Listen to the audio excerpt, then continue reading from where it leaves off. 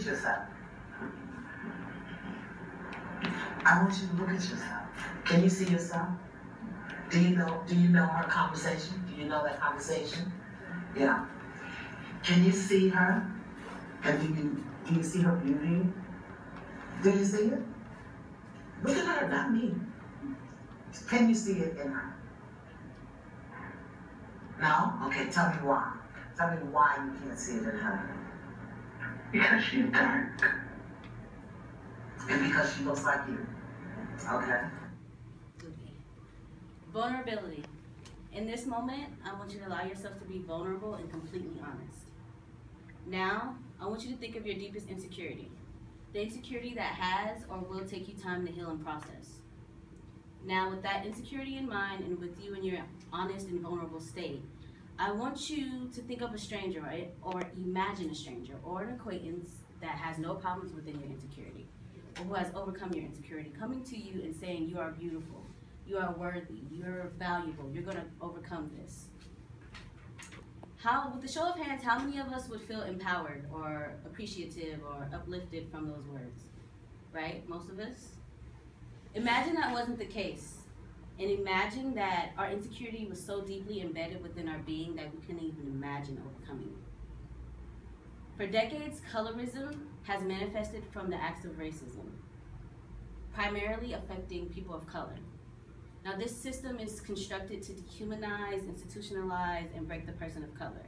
And it not only affects the Black community, but it affects all types of people of color, like Spanish, Asian, Indian, Native Americans. But personally, for me, I have dealt with and I have witnessed the effects of colorism. For example, there was an incident with my niece who was of a darker skin tone. She was playing with her dolls and I tried to hand her a darker skin tone doll, the same skin tone as hers. And she replied to me, I don't want to play with that doll, it's ugly. And I asked her why. And she was like, because it's black. And she said it with so much disgust in her tone that it angered me and it shocked me. But because of that, I realized that colorism is real. And it happens at a young age. So, moving on, because of that, I will be speaking about colorism within the Black community. And by learning more about colorism, you will have a better understanding of its effects on people of color. So today I will be talking about the problem of colorism, the causes, and how we can create the solution. So, colorism is a problem within the Black community that we really don't talk about. It's really misinterpreted or disregarded as a whole. And it's not because of the concept of colorism, it's just the simple fact that colorism is so conscious and it's so embedded within our minds that we don't even really realize that we're doing it. So the victims of colorism range from children or to adults, whether it's being discriminated against by a hopeful employer or being bullied by little kids because you are of a darker skin tone. A quote from Los Angeles Times published in 1997 states that in the United States, all non-whites strive to conform to the white Christian norm. So Jews alter their noses, Asians alter their eyes, Spanish people bleach their hair, or Blacks lighten their skin. And this colorism not only highlights the people trying to appeal to the more,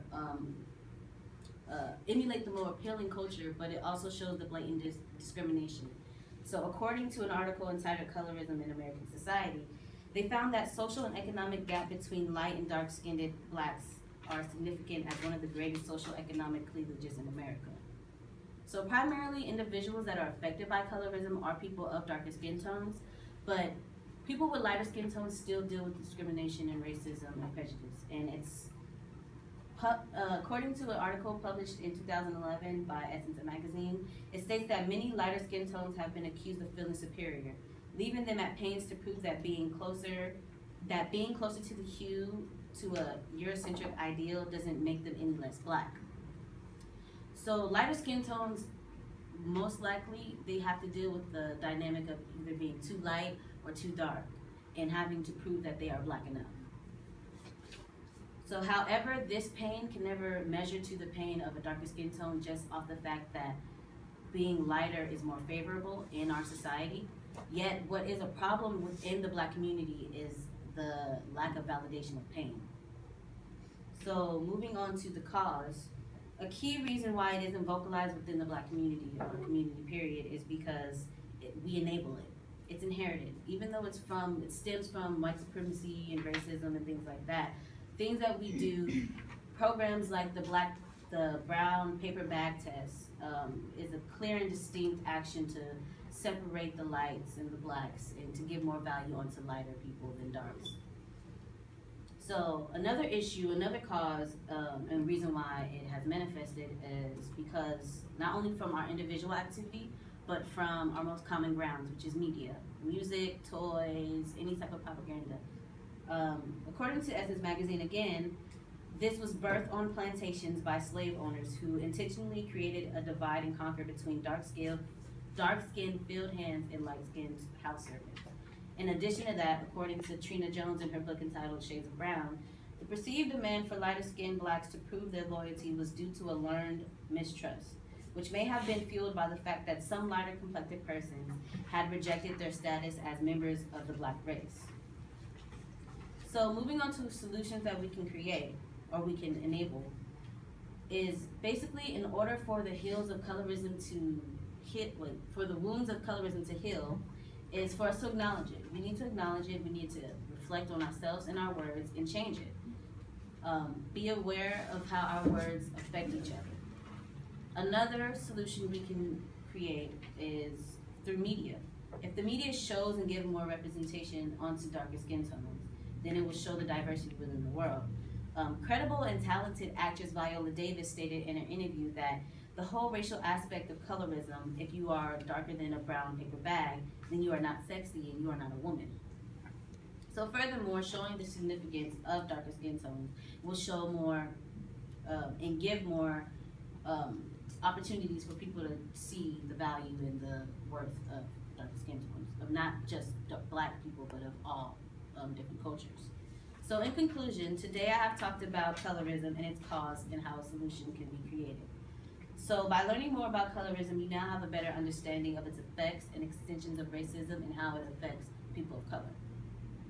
So now I want you to reflect on yourself, on your upbringing, and on your own actions, and acknowledge that.